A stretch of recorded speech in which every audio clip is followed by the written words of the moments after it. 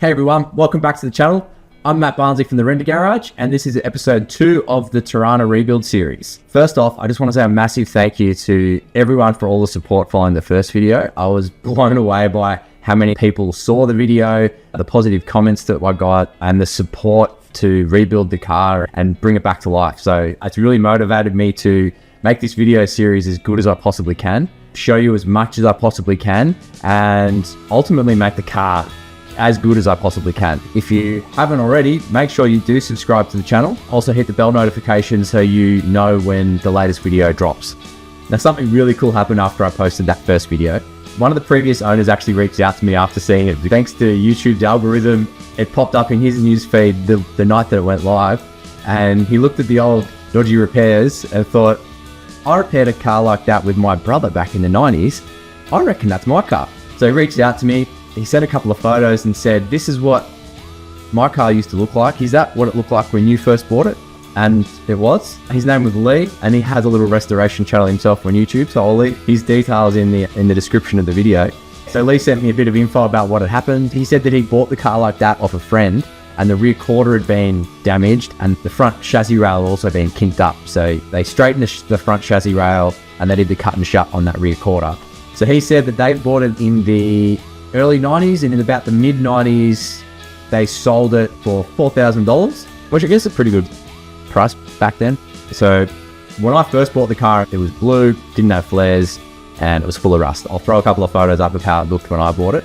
So I bought it off a performance workshop in Hallam back in 2003. He bought it with the intention to do it up and turn it into a race car, but then it ended up just taking up space in his shop, and he just wanted to get rid of it. He listed it out in the trading post. I think he wanted $950 for it.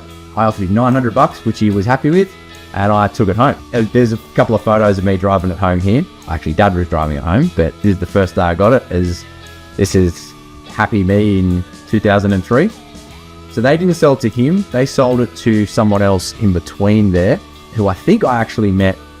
Funny story, on the first date with my wife, we went to the Luna Drive in Dandenong, and I took the Torana, trying to make a really good first impression. Anyway, we'll park there, we're watching King Kong, chatting away, getting to know each other. I had this person come and knock on the window of the car, and I'm thinking, who are you? Leave me alone. Anyway, wind the window down, and he's like, hey, this used to be my old car, I can't believe it. And in my head, I'm thinking, the car looks completely different to how it looked when I got it. How would you know? He's like, I followed your build on the old Torana forum, so I know that, I saw your first pictures and I knew it was mine. So I'm like, oh, okay, yeah, it probably is. So he gets a few photos of the car and super excited, and it was awkward at the time, but it's funny to look back on. After that, he sent me a few photos via the forums. I'll put them up on screen now to show you how it looked. So a little bit worse for wear. He obviously touched it up because it didn't look like that when I first bought it. And yet, I currently have history of the car now going back all the way to the early 90s, but before that I still have no idea what the history of the car is. It's a factory 253 SL hatchback, but so far we don't know who changed it, because it was a 202 when I first got it, so I don't know who's taken the 253 out and changed it for a 202. So if you know, let me know. Now later in the video we're going to head down to see Dale with the car. He's been busy working on the car. He's already cut some panels off. He's cut the smashed in rear quarter off. He started to pull it straight on the rack. At the end of the video, we'll go down, we'll see how he's progressing. But I thought I'd quickly go over some of the parts that I've already had tracked down for the car. So it's an exhausting process trying to find everything we need. Now, in video 1, you saw how much damage there was and basically what we're going to have to repair. So with the car being almost 50 years old now, parts aren't exactly easy to find. The primary thing that we needed for the repair was the rear quarter. There was no way that we could repair that. So Dale tasked me with, he goes, if you could find a complete new old stock rear quarter panel, that would make life a lot easier. I thought, yeah, good luck. it's not 1978 anymore and I can just walk into Holden and get one. But I put the call out. If you followed me on socials, you might have seen me about 12 months ago put up a post and say, I had an accident, I need parts. So from that post, I had one of the A9X race car guys reach out to me. I won't say his name, but I'm pretty sure if you wanted to, you keep it all low key. But he was here in Melbourne and he goes, look, I've got a couple of spares. I've only got one that's complete. I probably don't need the complete one. The other ones will look after me if I ever have an accident in my car, heaven forbid. He was kind enough to sell me a complete left-hand side, new old stock rear quarter, which makes life so much easier because everything will, hopefully, once we get it all square, it helps us line everything up and we can, if it doesn't fit, we haven't got the car right yet. Also picked up a hatch lid. It's not new old stock. I picked up a hatch lid from interstate off marketplace. The person that I was dealing with said, oh yeah, it's great, there's no rust in it, it's perfectly straight, it's a panel beater, it's awesome. Anyway, I get it down to me and the top of the panel's been crushed like someone had driven over it, but he neglected to mention. And then when I look back closely at the photos, you can see that it's not great. Anyway, got burnt on that one. Then managed to find another one here in Melbourne, which is fantastic. Got a hatch lid. It actually luckily has glass, but I also managed to pick up some glass. So I picked up the rear quarter glass and rear window glass when I went to Summernats last year. Rob, great guy, has an Antelope SS hatch with orange stripes. I've checked a couple of photos up. He sold me some glass that he'd kept aside and no longer needed. What else have we got? Dale managed to pick up all the inner rear floor through some of his connections, his fabrication connections. I think it was Riot Lab was building a full-blown drag car out of an LX hatchback. The original car was a 120,000 kilometer SL hatchback, grandpa spec that they were starting with. So Dale had noticed that the floor had all been cut out to make way for a beautiful rear end setup. So Dale sent the owner a note and said, hey, do you have all the inner parts still, or did you just cut them up and chuck them in the bin? They're like, no, we've got all those. Dale did a deal with them. We picked them up. I'll show you a few photos of what we've got. Yeah, so that should make life a little bit easier when we're trying to iron out some of the kinks on those inner floors.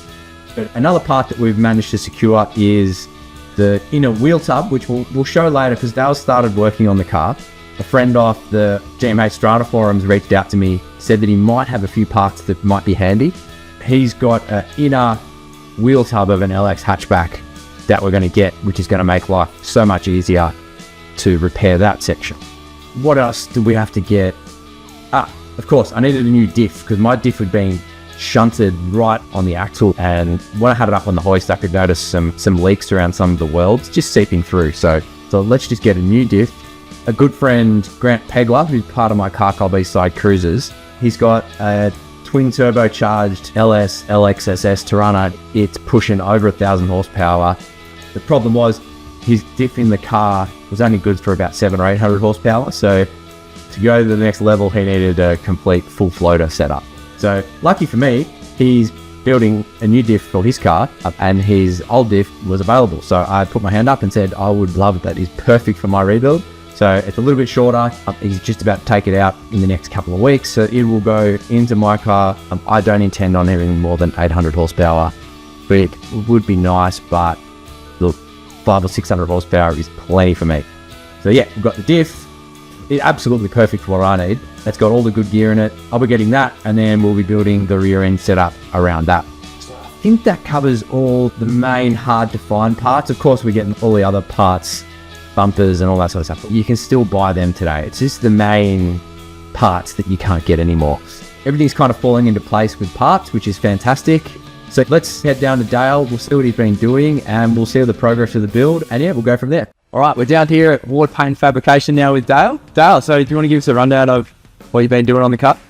Lots of pulling, drilling, cutting.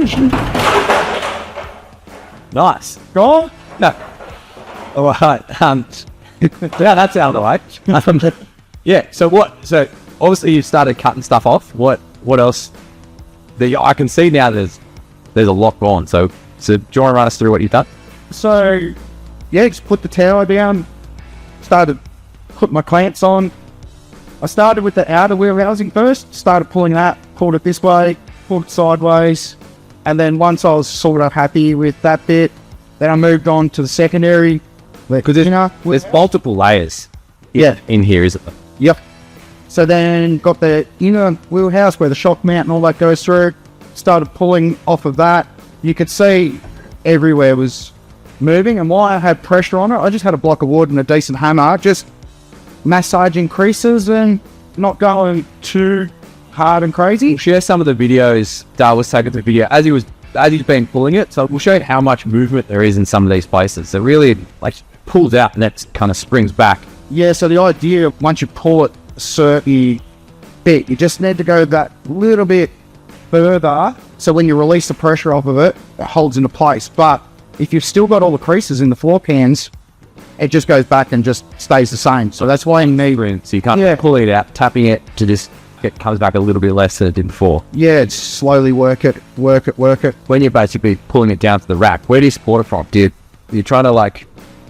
You just pull it from where the impact of the tree was, or how does that all work? So I've got multiple clamps on this car. I've got clamps on this sill. I've got 2 clamps on that sill, and then I've got a clamp on the very, very front of the car as well. So when I'm pulling it, I don't want the car to slide over, but because the whole rear of the car was over, I had to clamp it at the very front of the sill to get it all to flex on itself to bring it all back. From the front of the trailing arm points to the rear of chassis rails where GMH show you in that book, it states your measuring points where you can go. Now, the rails are square. It's more, this edge here has to go back a little bit more, and the height of the rail. But as you were showing me before, it's loose as, yeah. So until we start getting some structure back in there, then you'll then dial it in and it'll be back to factory spec. Yeah, once I dial in the chassis rails and all that, then I'm actually going to put bracing in the car. I do have to move the roof across just a little bit. So once I do that, then I'm going to get some 25 by 25, and I'm going to start bracing and welding in the structure to hold it where I'm happy with.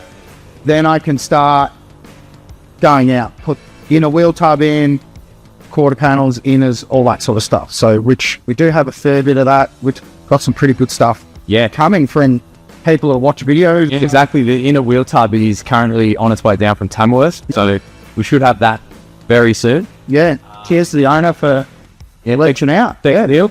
Yeah, appreciate it. Even I had my old boss message me with that other Torana that I showed you. Yeah, so the support's been fantastic. It's been really good, yeah. Even the original owner messaged me about it.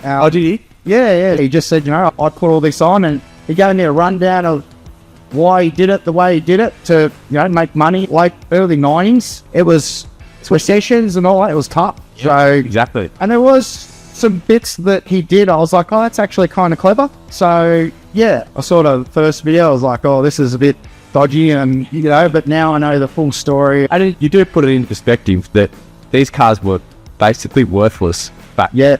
So it's just what you did to get by. They weren't the big money dollars they're worth now. They were they were price of a Toyota Corolla. Yeah, exactly. If you crashed it on VT Commodore today, that's just how you get it back on the road. So yeah, that's it. It was good that he reached out and sent me some pictures of the car back in the early 90s. That's awesome. Because you managed to pull everything, but pull the rear chassis rail and stuff kind of back into its factory position, it's actually saved that chassis rail. Before we were talking before, we might have had to make complete new ones.